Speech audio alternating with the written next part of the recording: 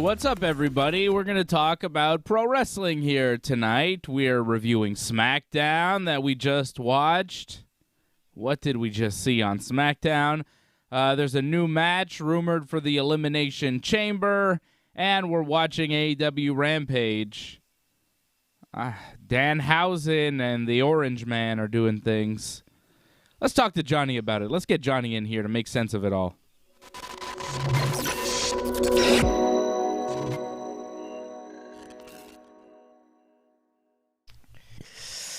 I don't know, John. That was not a good episode of SmackDown tonight. I don't know what you thought, but I thought SmackDown was really bad.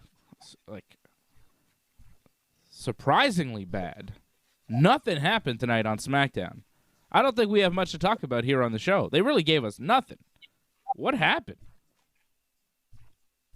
Well, we talked about this before we started this. Like, this was a tape show. Well, they're taping a show right after this, so it's kind of one of those nights where they kind of have it slow because it's going to be a long night for everyone who's watching their live tonight. So that's why there was, I think, a lot of promo segments, and not a lot happened. There's a bunch of rematches again, and a main event. Well, I thought it was a solid main event. Not the greatest match in the world, but it was all right. It was by far the match of the night. Charlotte Flair getting the win over Naomi. That was the only thing that felt like a pro wrestling TV show that you should watch, and not just kind of a replay of something you've seen before that you don't really need to see. Like, most of the show was kind of nothing. I thought the Roman Reigns promo was all right. I thought the Charlotte Flair-Naomi match was all right. Everything else, though, good God. It's pretty bad. Bad night for the WWE. And I understand they're doing another show right now. They're taping next week's SmackDown because they're going to Saudi Arabia next weekend. So they're taping next week's SmackDown now, but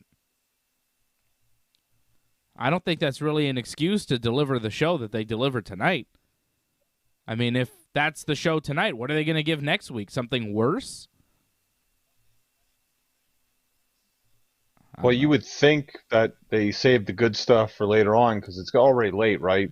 So to keep fans there for another hour and a half, possibly, you want to save the best show for last, right? Yeah, but what about the TV viewers that have to stick around for next week and may want to tune in next week, but after watching the garbage program that we saw tonight, probably not. Probably not. Not a great show. Obviously, we'll be watching because we watch this stuff as torture for ourselves for some reason. And, of course, for the Ringside Report universe. Silent by Deadly asking a question that he read somewhere that Vince McMahon is dead. Vince is not dead. That is not true. I don't know where you read that, but Vince is very much alive. He's 76 years old, and they referenced him on TV tonight. If Vince were dead, I would definitely be aware of it. So, Vince is alive. I saw him on Raw, I think, last week or the week before. He's alive. Right? Unless some people believe in the whole, like, clones and all this and people stealing DNA stuff, that's a whole different story. Sure. I mean, if you're Brian Kendrick, maybe you believe that Vince is actually a lizard Vince and the real Vince died in 1995 or something. Who knows what kind of weird conspiracies may be out there. But no, as far as I know, Vince McMahon is alive and well enough. Well enough to run this company. Although maybe he wishes he were not alive after seeing this show tonight. Just embarrassed. Die of embarrassment, pal. What kind of garbage you put on my goddamn show? I'm going to fire everybody. That's what he should do. This was terrible. When you start a SmackDown with Sonya Deville in a sling, she's got her arm in a sling, and she's cutting a promo, that's a bad way to start SmackDown. Who wants to watch Sonya Deville cut a promo? Why are we still watching Sonya Deville cut promos? Why is this still a thing? Why does Sonya Deville have a job in WWE? And of all the people that they fired, why have they kept Sonya Deville, a non-wrestling promo person who can't cut a promo who's just terrible? Why is she around? Well, I'm not saying They fire her. I'm like just her a saying lot.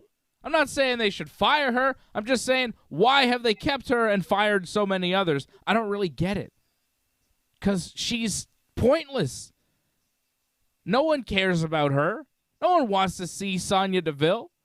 When she comes out, it's a tune-out. She says nothing. She does nothing. She's pointless. She's boring. She says she's going to fine Ronda Rousey $100,000 and suspend her indefinitely for putting her in the arm bar and causing her arm to break, or whatever happened to her arm that's causing it to be in a sling. It's not clear. Adam Pearce shows up and says, actually, Sonya Deville. Here's another one. Adam Pearce.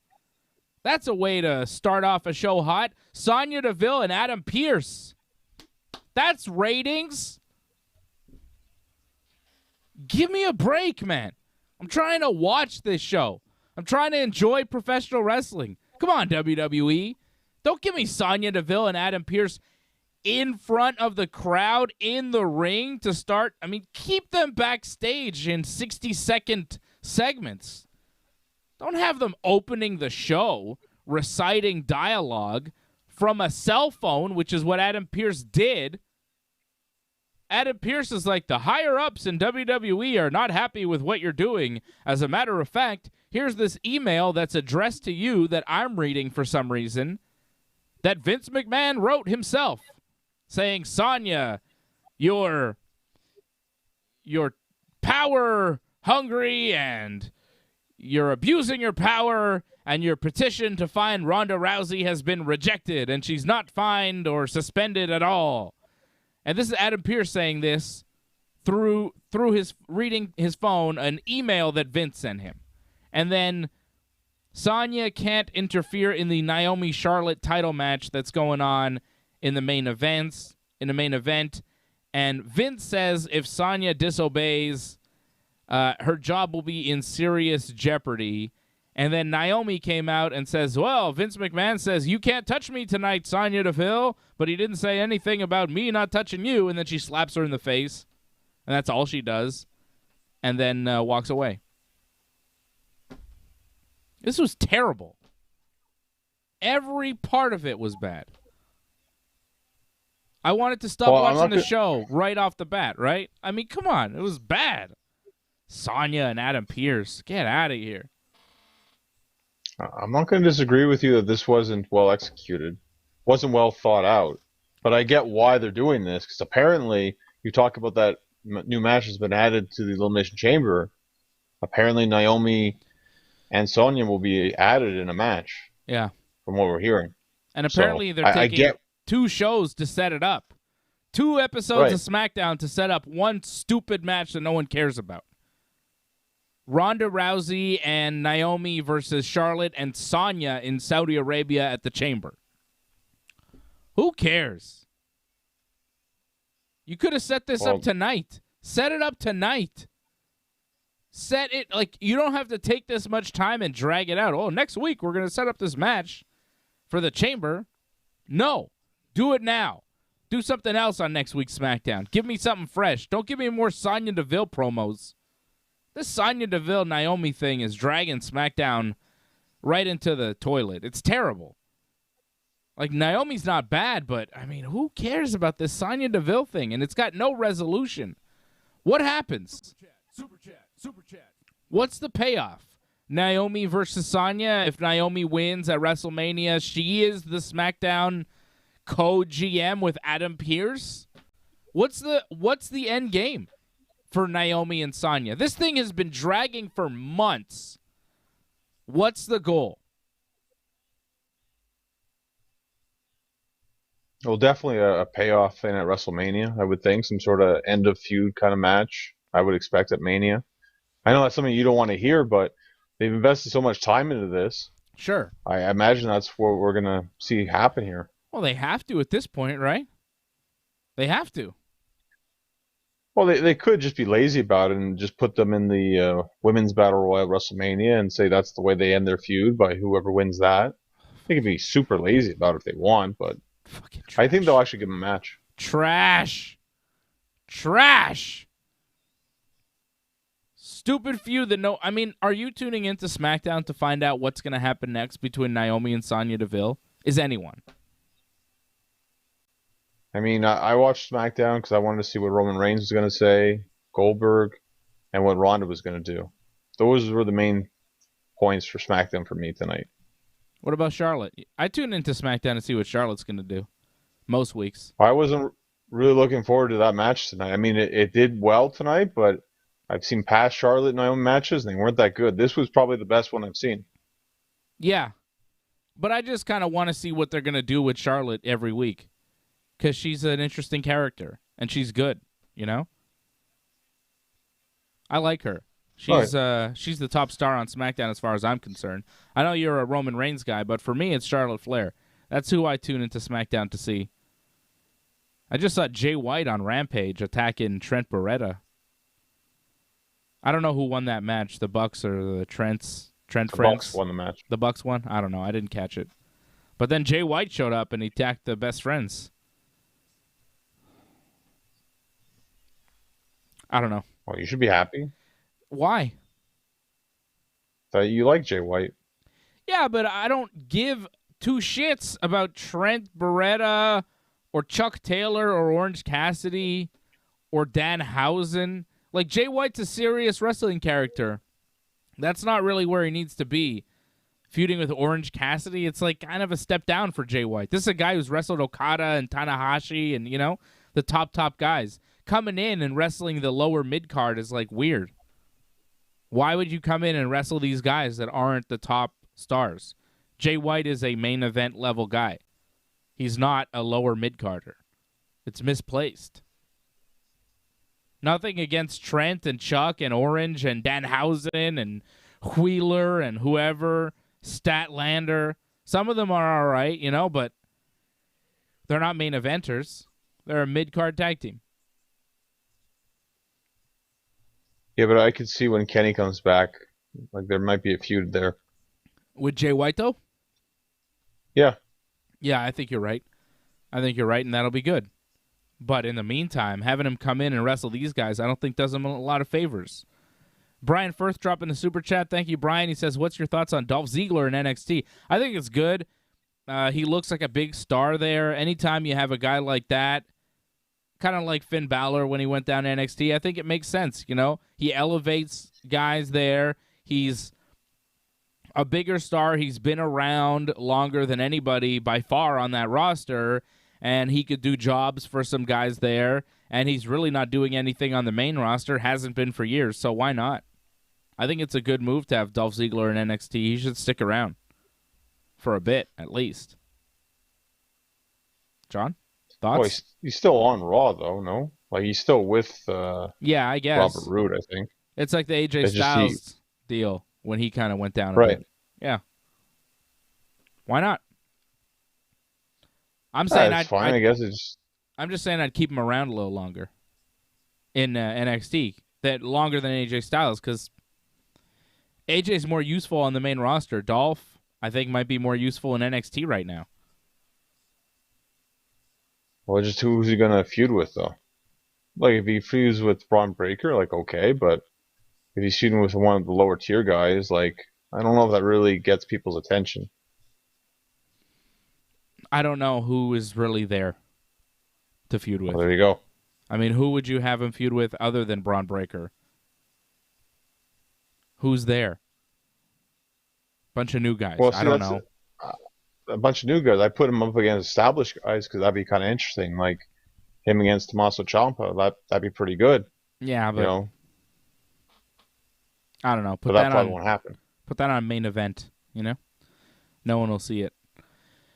They might do that, to be honest. Speaking of things that I wished I hadn't seen, Los Lotharios. I mean, I kind of like these guys, but WWE just ruins everybody I like. They make everything just a total joke and just a mess. You didn't like the kiss cam, I guess. Oh, my God. It was so dumb. Los Lotharios, and I didn't like the kiss cam, and I didn't like that they're now Angel Garza and Humberto Carrillo, the Lethal Lovers Los Lotharios. I mean, Moniker for the tag name. Yeah. How long of a goddamn tag team name do you need? You know what I like? The Rockers, the Heart Foundation, the Legion of Doom, or, if you like, the Road Warriors. How about the Dudley Boys? 3 words max, and one of those words better be the.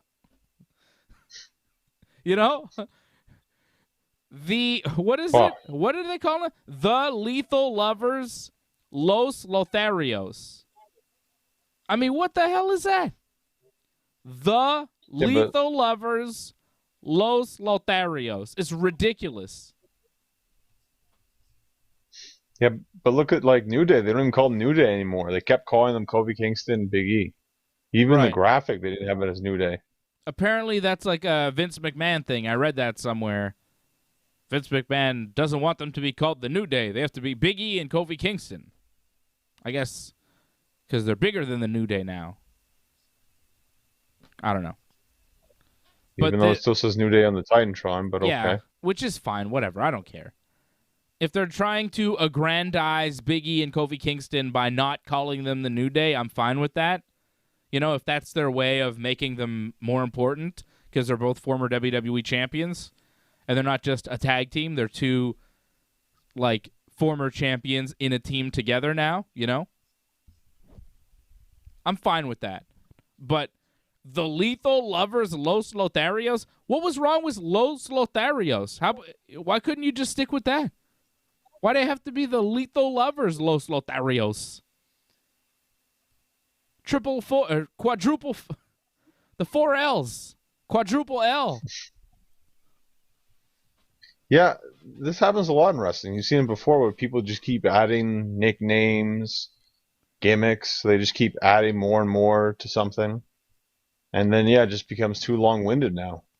It's kind of ridiculous, but for some reason someone thinks it's funny or thinks it's a good idea and they run with it. I can't see this lasting long because, like you say, it's too long. Too wordy. Too goddamn wordy. Too. And then they do a kiss cam. They come out, and there's like a heart around them, like a, heart graphic.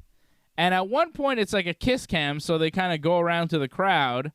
And at one point, they were together, and it looked like they were just going to kiss each other. And I was like, aren't you guys I thought so, too. I was like, aren't you guys cousins? Yeah, right? They were, like, touching each other, and they looked at each other. I was like, what's happening here?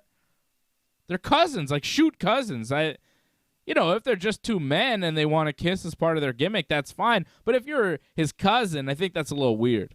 I think that's a little much for me. Depending on the family. Some families kiss. On the mouth?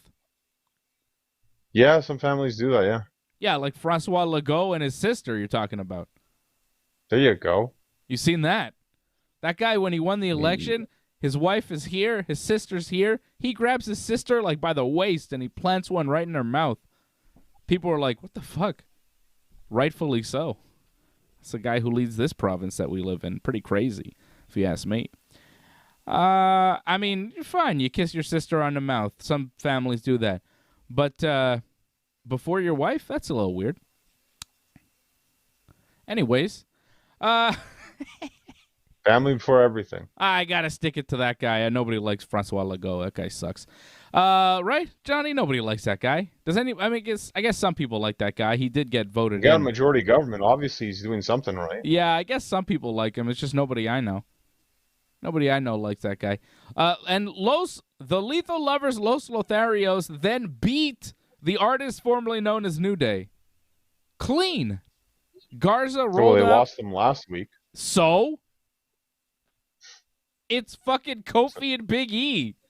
They should beat them every time they wrestle forever until they die. I don't care. Like, what? Just because they beat them last week doesn't mean that they get to come back and beat one of the greatest tag teams of all time this week without cheating. They're a heel tag team. They won without cheating? They just beat them? Awful. Not protecting Kofi and Big E.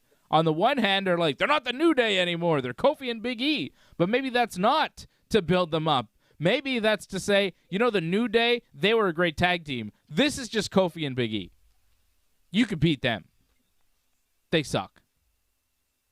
If they were the New Day and they had Xavier Woods, then maybe they'd be all right because they could swap in and out and, they can't actually be a two-man tag team. They need to alternate because their bodies can't hold up. That's the secret of the New Day. They actually suck.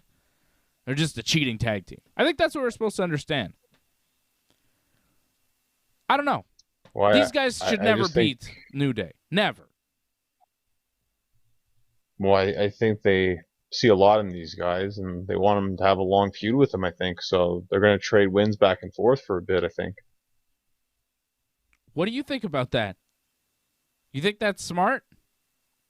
To trade wins with to have Kofi and E lose these matches clean on TV to these guys?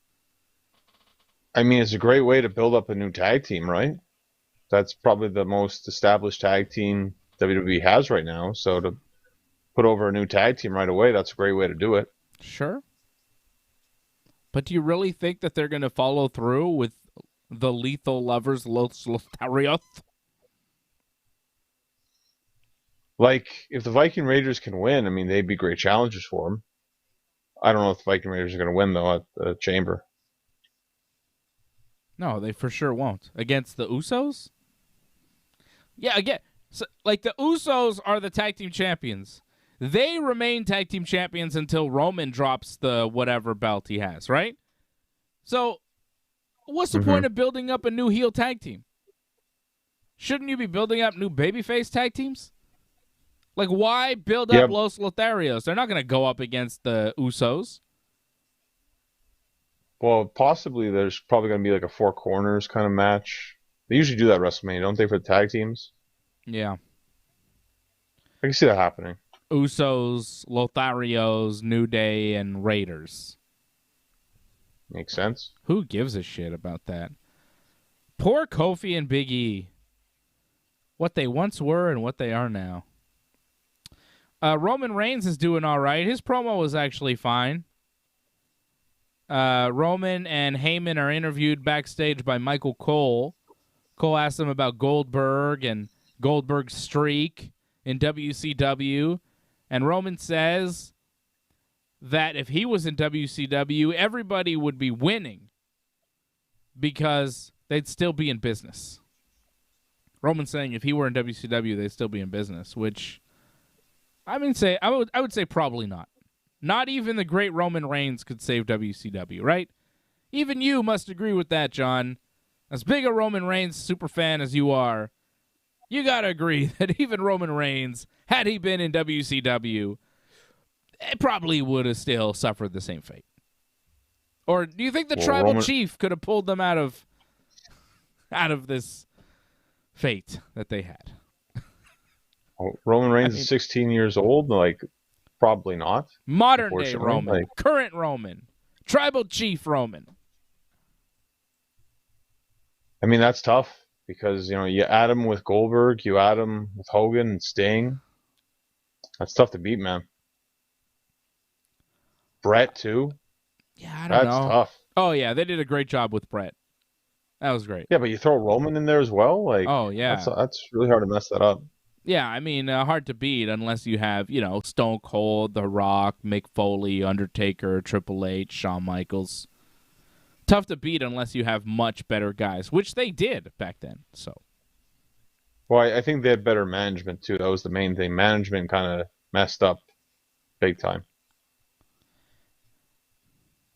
Yeah, management, but I think they had better talent, too. They had Stone Cold and The Rock. Those two guys alone beat any wrestling company at any point in the history of the business.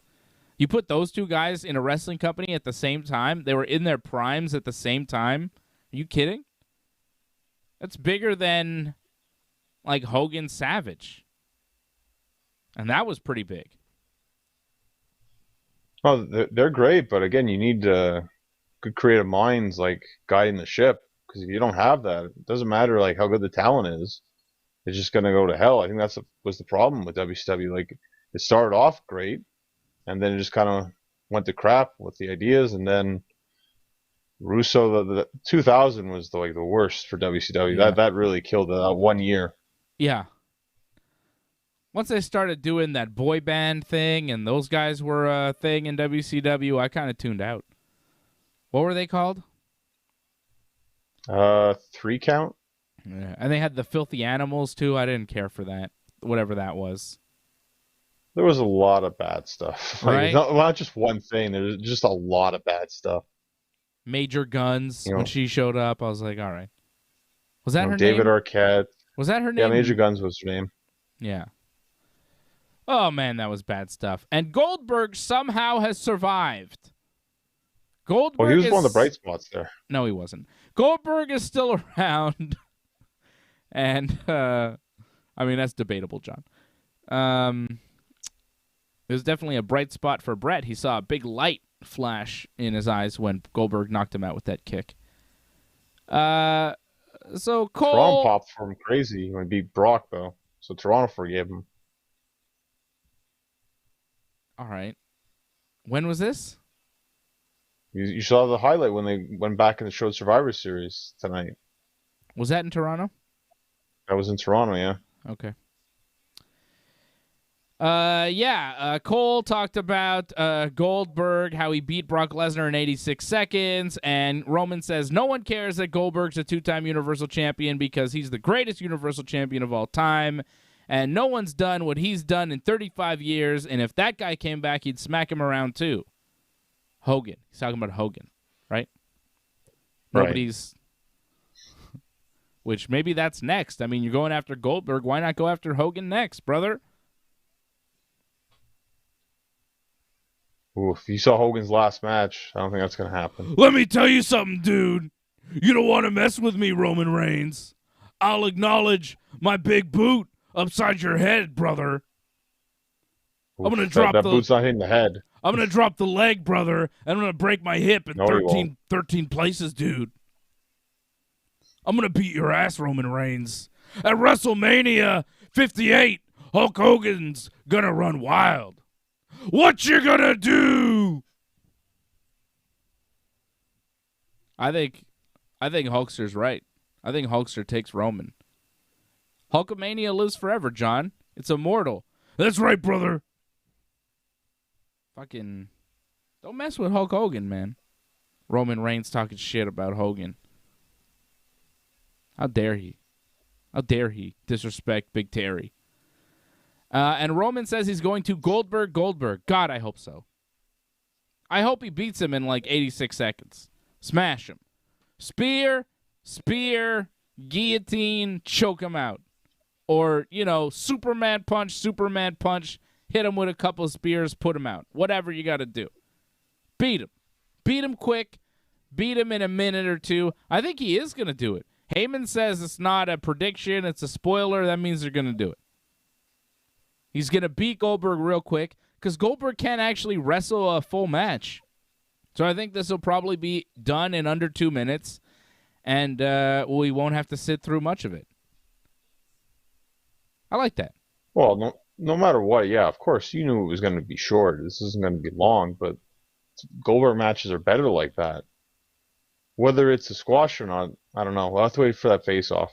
It's going to happen next week. Yeah. I think if they were going to do the squash, though, it would be better if Roman didn't say it.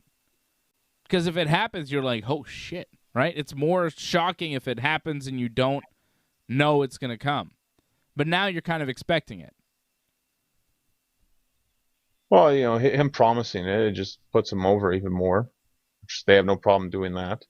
But I think a lot depends on the face-off here. Like, if Roman gets the over again on the face-off, I don't think it's going to be a squash then. But if Goldberg gets the over, maybe it will be. So we'll wait and see what happens next week. Roman 100% wins, though. Because I swear to God, if it's Goldberg versus Brock at WrestleMania, I'm not watching Mania. I'm just not going to do it. Wow. Yeah. I'm that serious, but I'm also that convinced that, Roman will be there, so it'll be fine.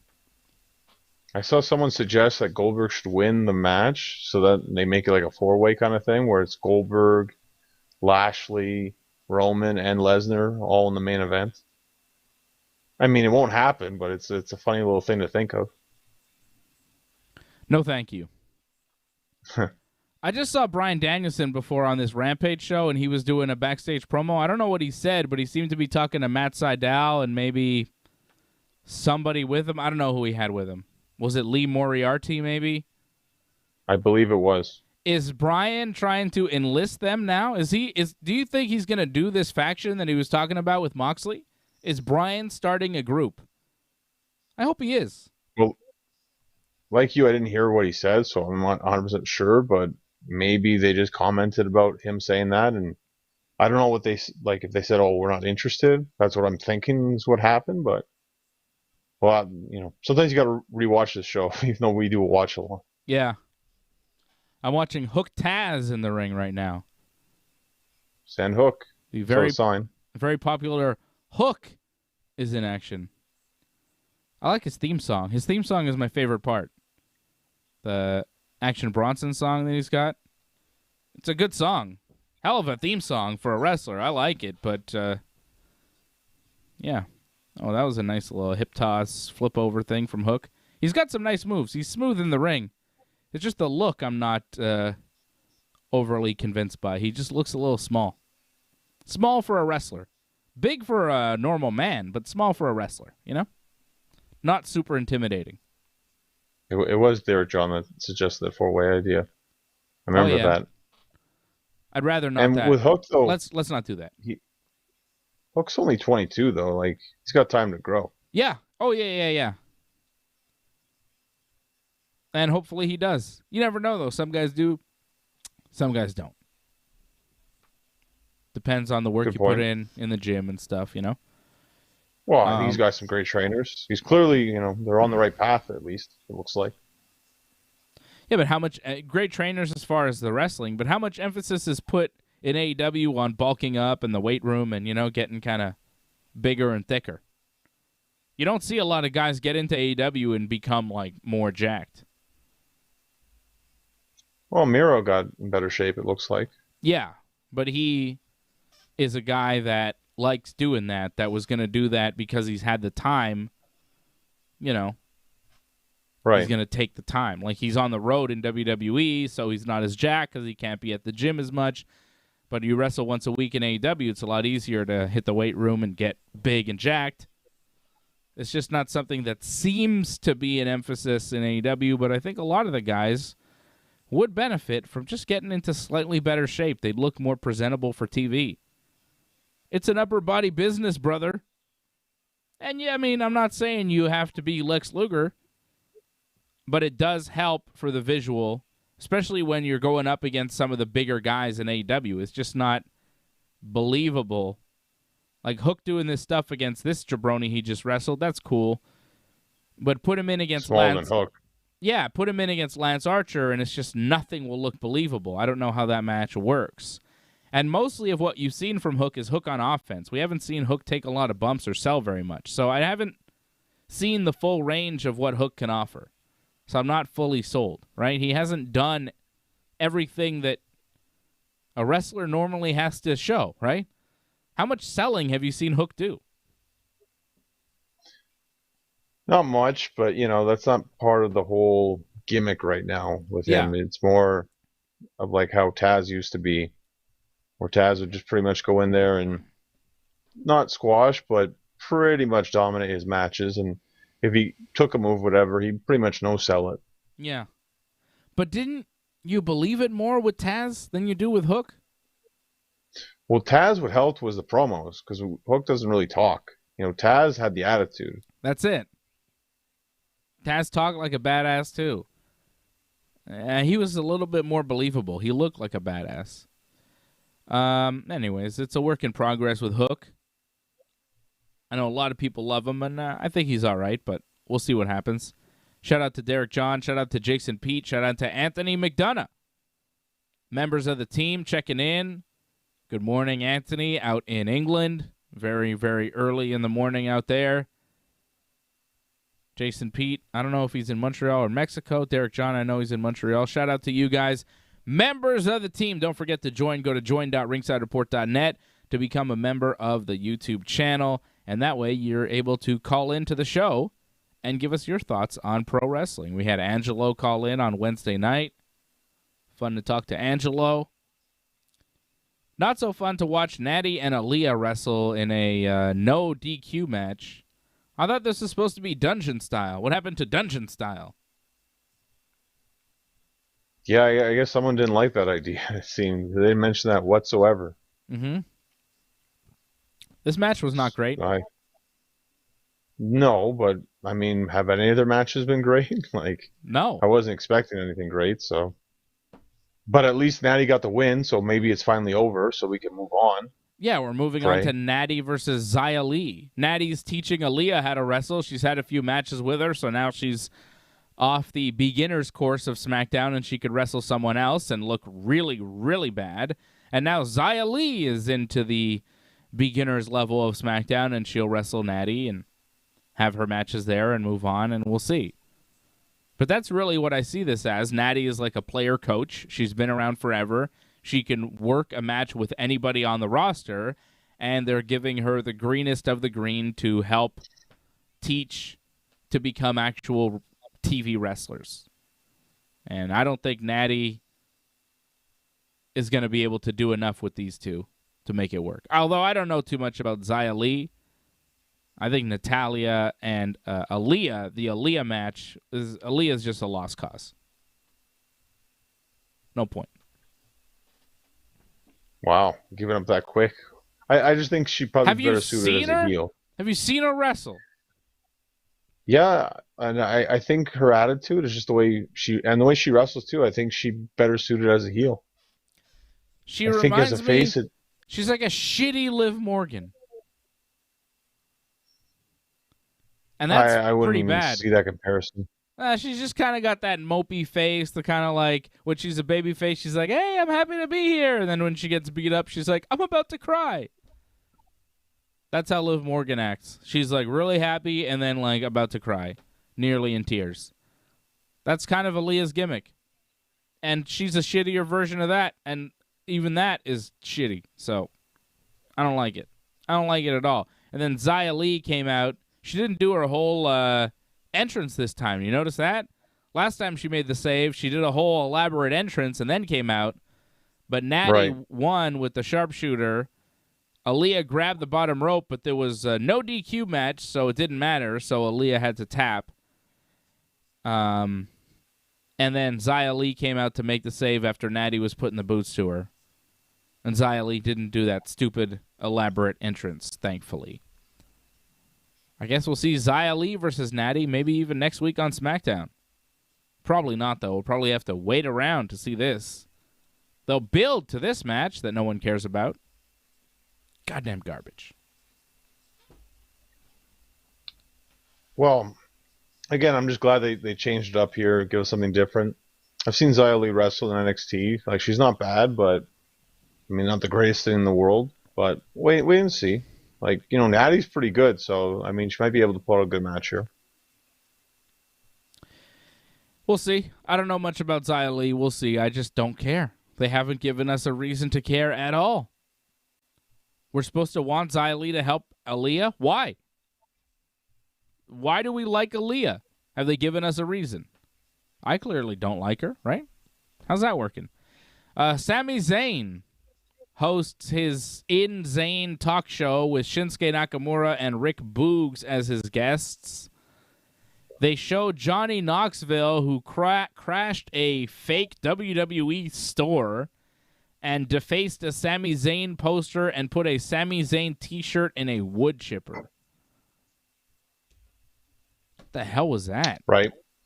Johnny Knoxville, wood chippering a t-shirt. Fuck. Ugh. And they're probably going to wrestle a match at WrestleMania at this point. Like, they keep building. They're going to do something. It'll probably be Sami Zayn versus Johnny Knoxville at WrestleMania. I heard Ric Flair talking about this. You hear what Flair said about this? I did hear the podcast, but I forget what he said about this part. I know he didn't like Sami Zayn too much. Oh, he did not like Sami Zayn. He said, yeah, I fast forward through that. I'm not watching that. He said, this is a Nature Boy Ric Flair. He says, Johnny Knoxville, yeah, he's probably the only guy on the roster that Sami could actually beat, which I thought was fantastic. from Yeah, the he Nature really Boy. hates Sammy's. He buried him. He buried. He's like, oh, Sami Zayn, trying to make small talk with him. It's just like, ugh, it's terrible. And he's like, Kevin Owens, I love him. He's 10 times the worker Sami Zayn is. He's a great guy. Kevin Owens is great. Sami Zayn, terrible. Just buried the shit out of him. Nate doesn't like Sami Zayn. I got a good kick out of that. I thought that was very funny. He's the only guy on the roster that he could beat, that Johnny Knoxville. That's great. But he said like Johnny Knoxville's not a bad guy. Like he likes what he does and all that. Just in wrestling, he doesn't make like sense. Sami Zayn. I think it's Sami Zayn that's the problem. Well, that too, yeah. Well, it's weird too. Like he disses Becky, but he puts over Becky too, saying the matches are good. Yeah. Well, you can't deny. Has nothing nice to say about Sami Zayn. The Nature Boy. Woo! I'm wearing a shirt, brother. Let's go. Ric Flair. Oh, he's funny. He's a funny guy. I don't agree with a lot of his stances. However, Sami Zayn says he's more focused on regaining the Intercontinental title than Johnny Knoxville. And then Shinsuke and Boogs came out. And Corey Graves is on commentary tonight because I guess Pat McAfee is at the Super Bowl because he's a football guy, so he's neglecting his SmackDown duties. So Corey Graves had to jump in. And I liked it because he was making fun of Pat McAfee, called him a hillbilly millionaire, and he is always jumping up and down and celebrating for Rick Boogs and dancing, and he talked about how distasteful that was and made fun of McAfee there, and I thought that was funny. I actually enjoyed some Corey Graves commentary there, so that was good. Yeah. I didn't miss McAfee. That was good that Boogs came out. McAfee wasn't freaking out. That was nice. Sammy says that he's been the number one contender for the Intercontinental title for 6 weeks, and next week he'll finally get his title match. Sammy says Shinsuke has been working with Johnny Knoxville to distract him. It's a big conspiracy with Johnny Knoxville, which probably not. And he says Shinsuke went from having Sammy in his corner to Rick Boobs. Did he call him Rick Boobs? Yeah. That was pretty good. He called Boobs a meathead gorilla, and he doesn't care how much he can bench press and all that stuff. And then this is where it got really weird. Boogs told Sammy to shut up and got a big pop from the crowd. And then he grabbed the microphone. There's 2 microphones in the ring. He grabbed the Shinsuke microphone, and he seemed to get, like, electrocuted. There was a sound effect that happened, like feedback from his... It sounded like his guitar and the mic was like some sort of feedback issue, but it caused an electrocution, and Boogs fell over. And Shinsuke went to check on him and got kicked in the head by Sami Zayn. And Boogs is selling it like his arm is like paralyzed from this electric shock. Mm-hmm. And we don't get a medical update or see him again for the rest of the show.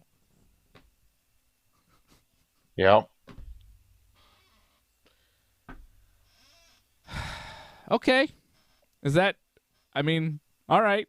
I guess his arm got amputated after the show, and that's what's happening. I go from that dumbassery to the Ass Boys wrestling Luchasaurus and the Jungle Man for the AEW tag titles right now. The Ass Boys. This is a big match for them. Like, they've never been this big of a match before, really. Oh, man, I really think they're going to win, too, John. New tag team champions, the Ass Boys. I'm kidding. Well, they have no chance. It's fucking stupid. Right. I mean, it's not going to happen, but again, just for them to get the match, it's a big thing for them. Is it? These guys will defend against anybody and everybody. Private Party got the match last week or 2 weeks ago. Before that, it was Johnny Hungy and Alex Reynolds. They're scraping the bottom of the barrel for tag team challengers. Next week, it's going to be Luther and Serpentico, probably. What other jobber tag teams can we get to throw at the Jungle Man and Luchasaurus to make them look like the stars in a match? Jeez. I'm not saying it's great for the champions. I'm just saying for the challengers. They haven't been on this high of a level before, so. Yeah, but it's not a high level, like I said, because the tag team division in AEW is now a jobber division. You're not going to see Fish and O'Reilly against the tag team champions. You're not going to see FTR against the tag team champions. You're not going to see Santana and Ortiz against the tag team champions. You won't even see the Young Bucks against the tag team champions. None of the just wide array of legitimate tag teams. I'd even take Aleister Black and Brody King against the tag team champions. They'd be far more legit. But none of these legit tag teams are going to get a shot.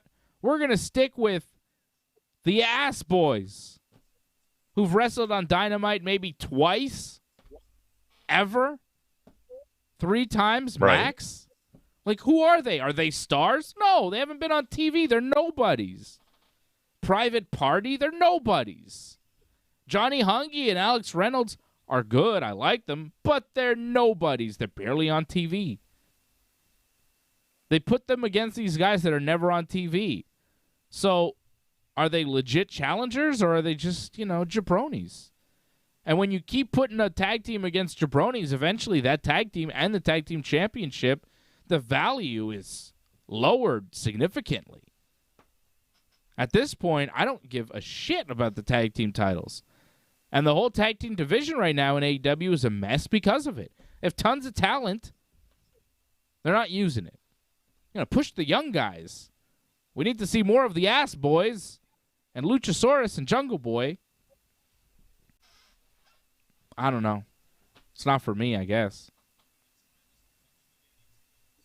Yeah, but I highly expect at the pay-per-view they're going to face an established team, one of the top teams, more than likely tag champs. Like I could see them up against Fish or O'Reilly and against FTR or something like that. I could see that definitely happen at the pay-per-view. Because right away you think, oh, they're probably going to lose because they haven't faced the top teams yet. Yeah, that's it. They should, right? They should face a top team, like a legit team. It's just at this point they face so many jobber teams, I really don't believe in them winning. And they could win, and then, they're more believable. But after that, come on, let's go up the ladder here and face some real tag teams. Because if you're the tag team champions and you're not legit against real tag teams, why are you the champions? The build hasn't been effective. Anyways, back to SmackDown here. Madcap Moss is backstage with Happy Corbin. Madcap has a black eye, wants to go see the doctor instead of going to the ring with Corbin for his match. Madcap is hoping he doesn't get medically cleared so he won't have to face Drew McIntyre at Elimination Chamber. We then go to the ring. Happy Corbin gets a win over Cesaro. And I tweeted out, imagine being a wrestling company with plenty of ideas and plans for Happy Corbin and jack shit for Cesaro. Come on. Come on. What are you doing to me? It's ridiculous. Well, I think you got to understand Cesaro's kind of in the role same as Natty almost in a sense. More of a teacher kind of enhancement talent. I guess. He still has to teach Corbin how to wrestle? At this point?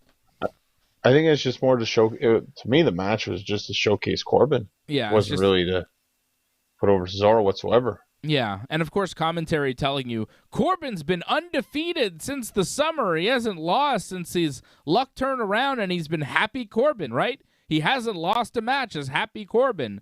And Drew McIntyre is about to wrestle his sidekick on the pay-per-view right before WrestleMania. Gee, I wonder what we have in store.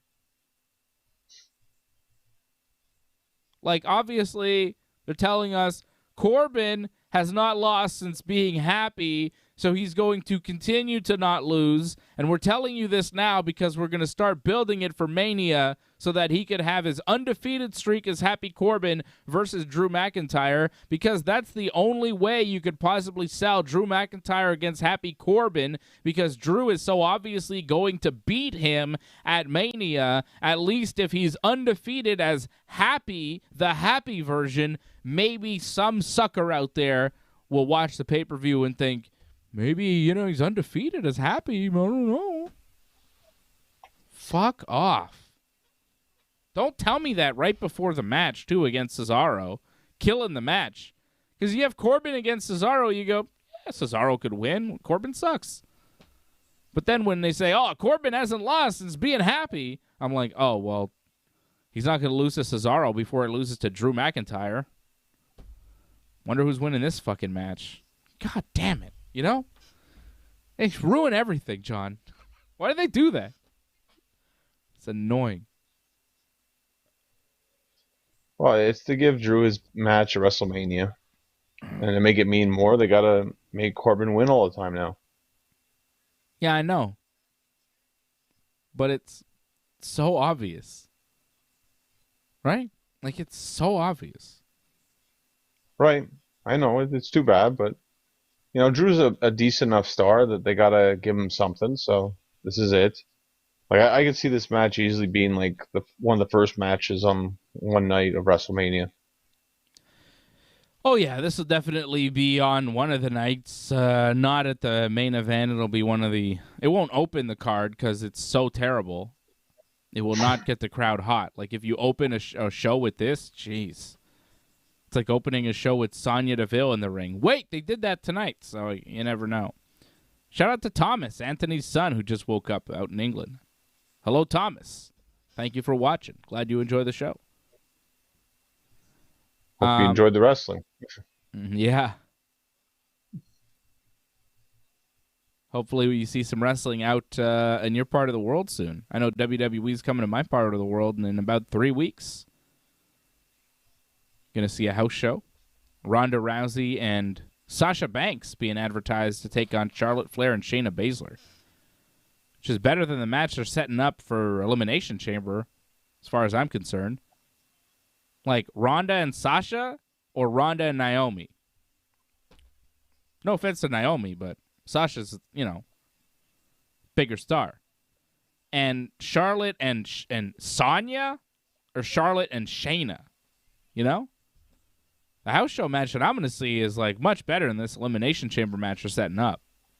So I'm not complaining. I'm just saying. Elimination Chamber match sucks.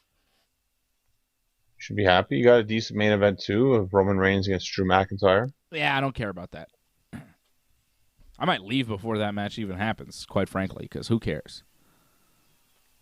I think it'll be all right. I'll probably stick around, but you never know. I'm going with my son. He's 4.5. It'll be his first show, so if he gets bored and wants to leave, we'll see Ronda, and then we can go. Right? I think he'll be very excited. I don't know if he'd want to leave, but wait and see. I don't know. He's watching WWE. How excited could he really be? When we were kids and we watched WWE, it was fun. My first show, I saw Macho Man versus Sid Justice in a steel cage. That's what I saw. His first show, he gets to see Roman Reigns and Drew McIntyre in the main event. Like, not as good. So. Yeah, but as a kid, I mean, anything is amazing, The first time, it's just whatever. You'll take what you get. He's cool, John. He's not easily impressed. All right? He doesn't just accept anything. He's not easily impressed. He's like his dad. He's got high standards. He's not fucking around. May 2nd, Raw is over in London. Oh, that's cool. Getting out there. There we go. Maybe Anthony and Thomas will go. Give us a live report on how it all went. And hopefully they don't use that crowd noise that they have to block out the great, lively crowds that are usually in London with the chants and the singing and the fun. I've missed that at WrestleMania, the British invasion, as you could say. So many people traveling over from the UK to WrestleMania, and you could hear it with the soccer-style wrestling chants that go on. But with the pandemic, travel not so easy, so it hasn't been happening. But maybe one day, and hopefully the Raw in London in May, you get to hear some of that great energy. As far as I'm concerned, they have the best crowds for wrestling. People talk about Chicago or Philly or whatever, but for a viewer watching on TV, nobody takes over a show like a London crowd, right? Do you agree with that, John? Like, is there any crowd that will take over the show, and just be as loud and boisterous and, be more a part of the show than a London crowd? Well, I think, yeah, London's number one, but Canada's not too far behind, I think. Yeah, no, we're loud. Toronto, Montreal, we go bananas.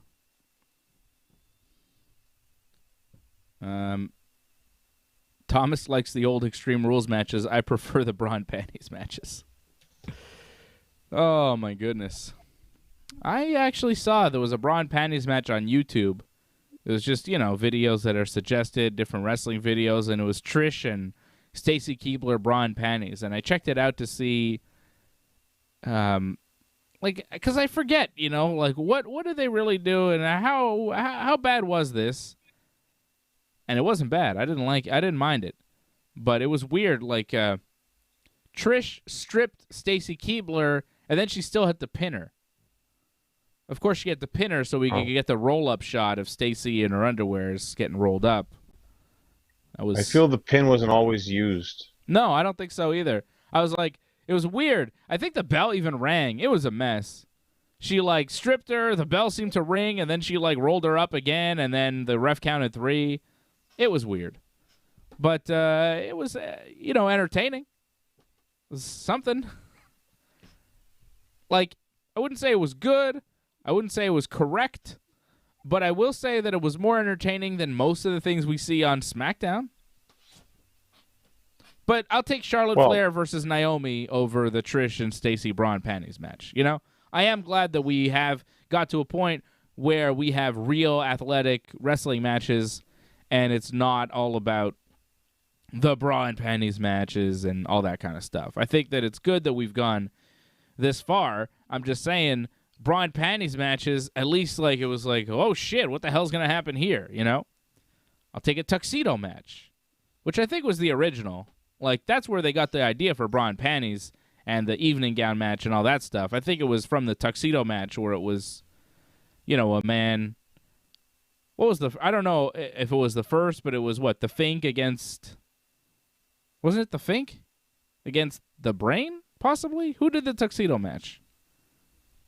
Well, I remember Fink was in a couple of them, if I'm not mistaken. Didn't he do one with Harvey Whippleman?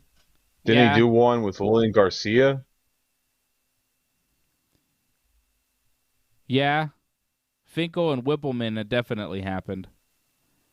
But yeah, the tuxedo match, I feel like that preceded the bra and panties match, and that's kind of where they got the idea from. At first, they were stripping men, not women, right? Well, it was good for just, managers, too, to go at it when they don't usually wrestle. I think, if I'm not mistaken, I don't know if they call it a tuxedo match, but I think Cornette and Heyman maybe possibly did that as well. Mm-hmm. Well, it's a good thing because, you want to have that match, you want to have that confrontation, but they can't actually wrestle, like you say, so they just focus on ripping their opponent's clothes off. Which get a reaction. As you say, it sounds a little strange for something you'd want to do to your opponent, but hey, to each their own. Okay, so Corbin beats Cesaro. I can't believe we're still talking about Madcap Moss, but here we are. Madcap Moss is in the trainer's room. He says his vision is blurry, and then the trainer's like, okay, close your eyes. When he opens his eyes, Drew McIntyre is there with a sword. And Drew says, now tell the doctor you can see and you're fine. Even though Madcap has a big black eye that Drew gave him, that we are to assume is real, it's not makeup. It wasn't wiped off at any point. So Madcap has a legit injury. He claims he has blurry vision. Drew McIntyre thinks he's faking. Okay? Drew threatens a doctor and the patient with a sword, telling Madcap, tell the doctor you're okay because I'm going to beat your ass at Elimination Chamber. And Madcap's like, oh, yeah, I'm okay, I'm okay. The doctor then leaves, and Drew's like, by the way, our match at Elimination Chamber is Falls Count Anywhere, and, anything goes, which means I could use a sword, which, no. But, I mean, is this a babyface thing to do? Threaten a doctor, show up here? What the fuck was this? This is not legal. This is crazy. No. This is crazy behavior. Drew McIntyre's behavior is that of a madman, and I don't understand why he's allowed to run amok on SmackDown, waving his sword at everybody, almost decapitating a number of SmackDown wrestlers, and here interfering with a doctor and telling Madcap Moss with threat of decapitation that he is fine, his vision is not blurry, he does not need medical assistance, even though he probably does, and now he has to take a beating at Elimination Chamber. Drew McIntyre seems like a madman asshole. What's wrong with this guy? Well, remember when he first came back, wasn't he like the Scottish psychopath? Wasn't that his gimmick? He's just living up to that gimmick. Well, now he really is, right? It's crazy, this guy. Pretty much. Were you not surprised when he came into the doctor's office and was like, tell him your vision's fine, I got a sword? I was like, what? What do you mean? Well, it's 2 weeks in a row he threatens to stab him. So, I feel like the payoff is he's got to stab him now, isn't it? Fuck no. The payoff is it's a Falls Count Anywhere match, so Corbin helps Madcap win, and then Drew wants revenge and takes on Corbin or both at Mania. Yeah, I could see both. See that happening. Yeah, because why not? Who cares? But I think that this Falls Count Anywhere match is going to come back to haunt Drew McIntyre because Madcap is going to get his friend Baron Corbin to help him win the match, quite obviously to me, right? Falls Count Anywhere, wouldn't they be 2-on-1? And if you would think. And if Corbin and Madcap can't trick Drew into losing this 2-on-1 Falls Count Anywhere match, what's the point of Corbin Drew 1-on-1 at Mania? You know what I mean? Right. No, you're 100% right. And you need actually some heels to win too, I would think. Yeah. I think Madcap gets a win, an unlikely win over Drew McIntyre, but Corbin will lose at Mania. Goldberg, interviewed by Michael Cole backstage, says this time his comeback will stick and it will be forever, and he's going to beat Roman at the Chamber, then go on to face Brock Lesnar at WrestleMania. He's lying. Goldberg's not sticking around. He's losing at the Chamber, then he's going back home. Hopefully forever. Yeah, probably. I hope it's not forever, but yeah, he's not going to beat Roman. Hell no. His comeback will stick, and it will be forever. What the hell's he talking about forever? He's 50-something years old. What do you mean forever? You're not Sting, man. God, I hope he's not Sting. You think Goldberg wrestles till he's as old as Sting? Well, if they keep offering him good money, why not? Jeez. Yeah, I think you're right. Why not? Take the money. If they're dumb enough to offer it, you should be smart enough to take it. Millions to wrestle 2 or 3 times a year? It's freaking fantastic. Yeah, and he's only in there for 2 minutes. Well, I felt SummerSlam was definitely longer than that, but regardless, for the most part. For the most part, yeah. Yeah. And then the main event, Charlotte versus Naomi. I thought this was the match of the night. Naomi hit a nice spinning crossbody over the top rope to the outside for the first commercial break. Nice crossbody in the ring for a 2 count. Charlotte Flair just so smooth, always in the right place. Nice blockbuster from Naomi for another near fall. At one point, Naomi went for a head scissor thing. Charlotte caught Naomi in the air, picked her up, and powerbombed her for a 2 count. The power and the grace of Charlotte Flair, right? The way she does the float over in the corner, just like her dad, when she takes the bump in the Yep. buckle. And then the power to be able to catch Naomi, pick her up, power bomb her. And Naomi's not Alexa Bliss, you know? She's not Doudrop either. She's not, the biggest woman on the roster, but she's not small.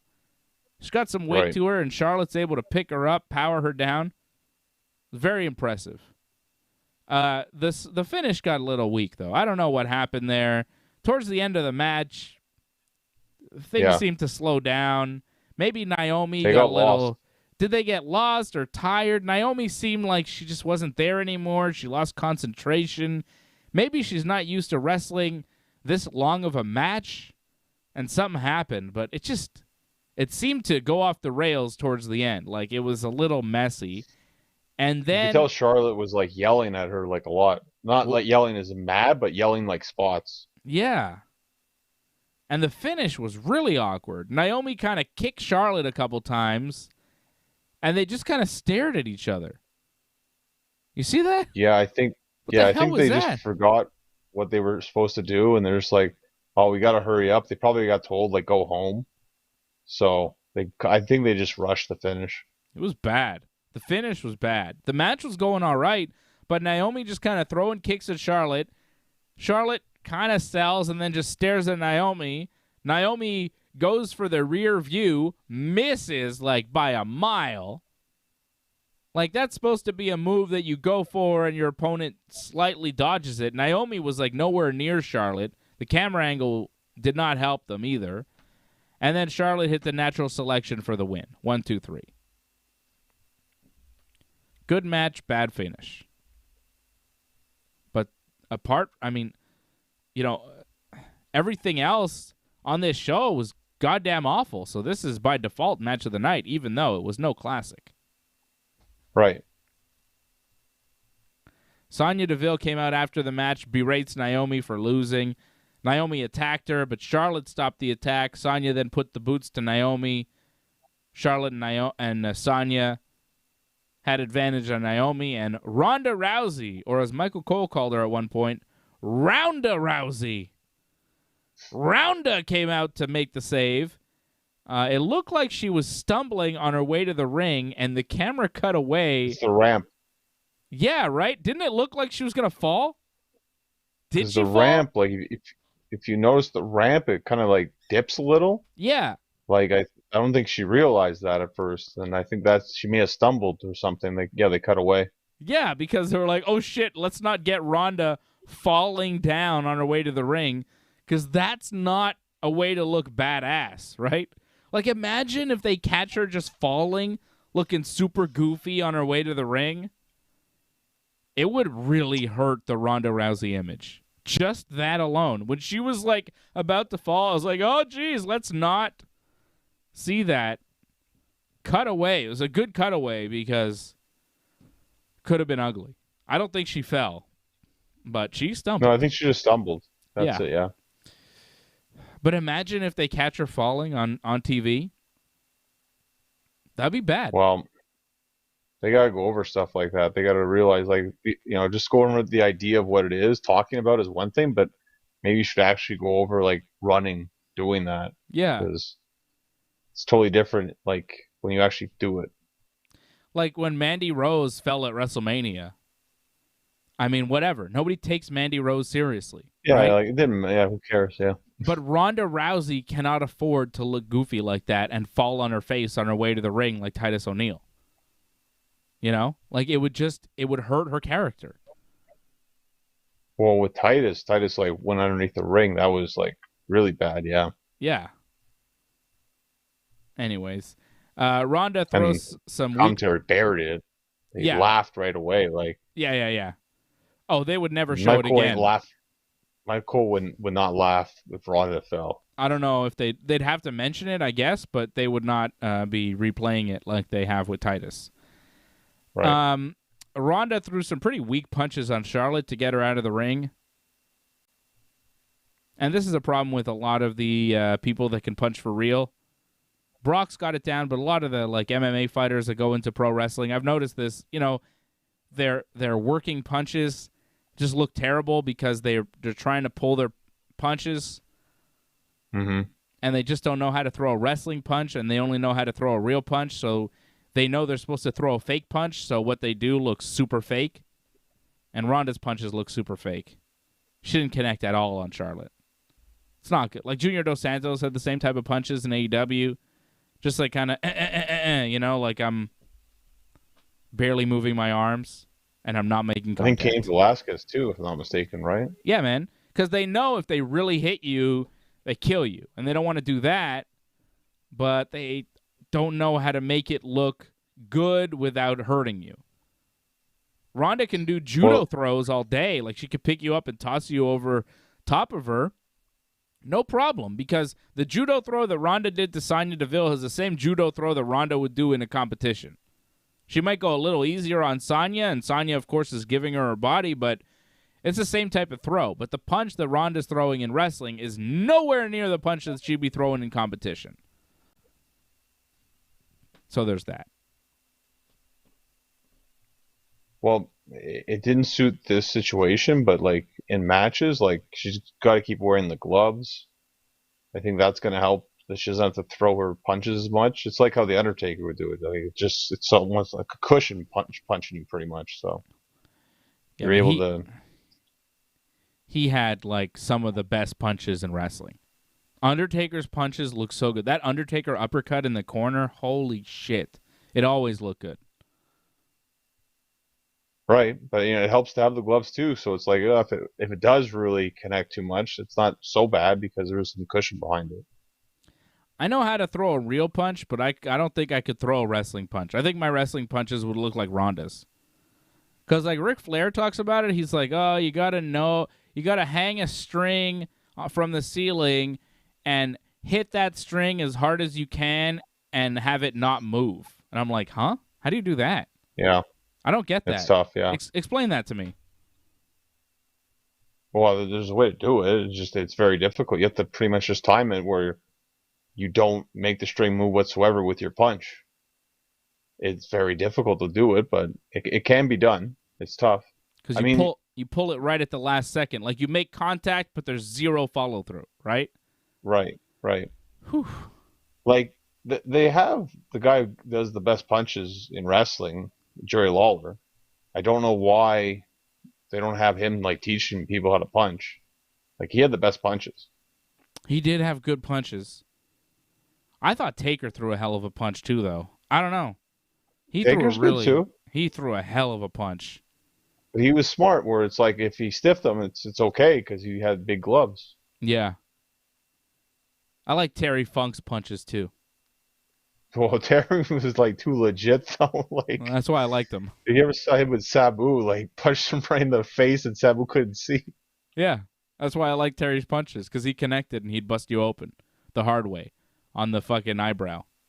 He'd find that spot right there on the eyebrow, and he'd go crack, crack, crack, crack. I remember when he did it to Cactus Jack on Raw or something. It was the most amazing thing I ever seen. He's just punching Cactus right in the face, and the camera's got it, and he's just hitting him over and over again here, and you see it starts to get red, and then it starts to open up, and then next thing you know, he's just gushing blood, because Terry's just hitting that one spot over and over again in the same spot, and eventually Cactus just, amazing. That's my favorite. It's my favorite wrestling punches, I think, because they're real as fuck. Ronda threw Sonya, went for the armbar. Charlotte dragged her out of the ring. Ronda and Naomi stood tall in the ring. Charlotte and Sonya posed on the ramp. That was Smackdown. Good to see Ronda, I guess. Didn't do much. Almost fell down. Threw a couple punches. Tossed Sonya over the top of her. And that was it. Hugged Naomi. That was Smackdown. Not much happening. Well, again, because they're taping. They've probably finished taping by now or close to it. Another episode, so whatever Ronda's going to do, she's probably going to do something bigger on this show that we'll see next week. Let's see. There's going to be a face-off between Roman Reigns and Bill Goldberg. I'll probably end the show. I think it opens the show. Wow. and they don't seem to fight at all. Well, I didn't expect that. No, but you thought there might be physical confrontation with like Goldberg standing tall, but it doesn't seem to be anything physical. Doesn't need to be Roman. Like, you do the Usos come in and, Goldberg spears them or whatever. I don't think that happened. Don't want to spoil it for you, but I wouldn't count on it. Ricochet is going to wrestle Sheamus. Again? Shinsuke Nakamura is going to wrestle Samuel Zayn. Yeah, again. I don't know if I'm seeing much reason to tune in next week. I mean, god damn, man. He gave us 2 matches so far. That's all I have. Oof. That's all I have so far. 2 matches in 2 hours. Yikes. Well, I don't know. I mean, I'm sure they did more than that. It's just I don't have spoilers for the whole show next week yet. They don't seem to be out. Okay. But you never know. So next week's SmackDown doesn't look great, but we will spend less time talking about SmackDown and more time talking about the Elimination Chamber. We'll preview the Elimination Chamber next week here on Wrestling Uncensored, and then we'll be back after the Chamber next week to recap everything that happened. I'll be here with my brother, and I think, Johnny, you might not be here for the Chamber recap? For the Chamber recap? No, I'm not watching that show. Oh, okay. I'm not going to take any blood money. I will be back on Wednesday after that. Can you not act like you're taking a political stand against Saudi Arabia? I mean, you have other plans that you have on a Saturday afternoon, and you can't watch the wrestling. That's really what it is. It's not a political stance from Johnny. Well, I'll just say blood money, because people like to say blood money. You just like saying blood money. I like saying pretty much beer money. Remember those guys? They were all right. Yeah, that's it. I'll be back here tomorrow night, John. I am not done. I'll be back here tomorrow night for the UFC 271 watch-along. AJ will be here. Freddie will be here, and we'll be watching UFC 271, Israel Adesanya versus Robert Whittaker, Derek Lewis versus Tai Tuivasa, Derek Brunson versus Jared Cannonier. Some big old fights on this pay-per-view in Houston, Texas tomorrow night. 10 p.m. Eastern time right here on the Ringside Report Network is where you need to be. We will be here watching the pay-per-view with you. If you're watching the pay-per-view, turn the sound down and watch it with us. They don't even have Joe Rogan on this pay-per-view. They announced today that They announced today that Joe Rogan is not going to be on commentary for this pay-per-view, even though it seemed like he was planned to be there, and now there's a scheduling conflict that they are blaming for the Joe Rogan absence, which is suspicious given all the controversy around Joe Rogan recently. He was scheduled to do the pay-per-view, and then there was a last-minute scheduling conflict, and Joe Rogan is not on the pay-per-view. I don't know. Oof. Sure AJ's going to talk about that. Oh, I'm sure AJ will have many different conspiracy theories about that. Tomorrow night, 10 p.m. Eastern Time, here on the Ringside Report Network. Shout out to Antoinette. She says it was a boring SmackDown tonight. Anthony McDonough says, too many shit finishes lately. Couldn't agree with you two more. Thank you to Anthony, and Antoinette. Members of the team, Derek John as well, Jason Pete. Seeing a lot of members in the chat tonight. Brian Firth, thank you, Brian. Drop in the Super Chat. You're the Super Chat leader of the night. And there we have it. This is Wrestling Uncensored, episode... Let me tell you. We're almost at 600, John. Episode 600 of Wrestling Uncensored. Like, we're coming up on it. It'll happen this year.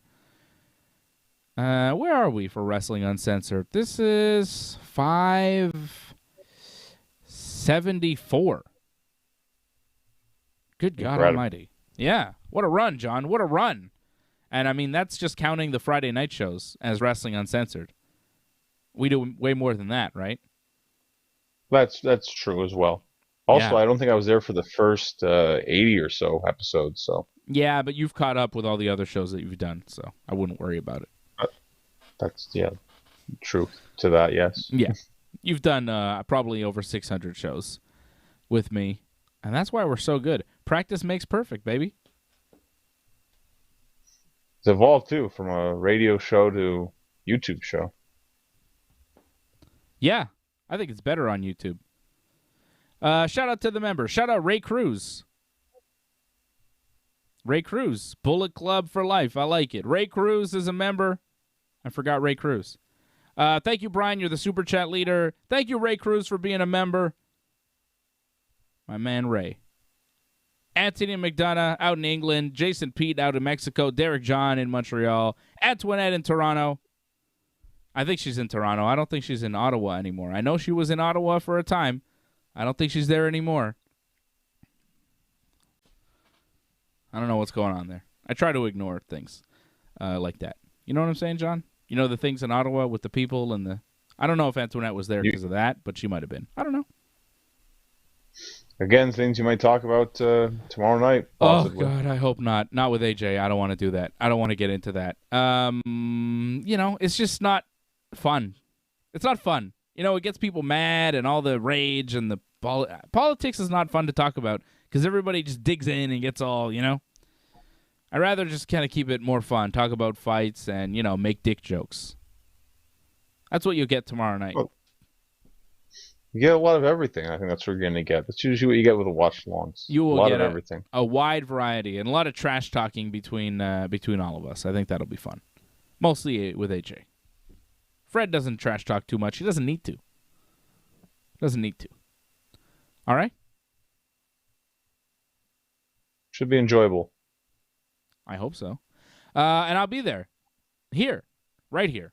Literally right here. Tomorrow night, 10 p.m. Eastern Time for the UFC 271 Watch Along. Thank you, everybody, for joining us here on the Ringside Report Network.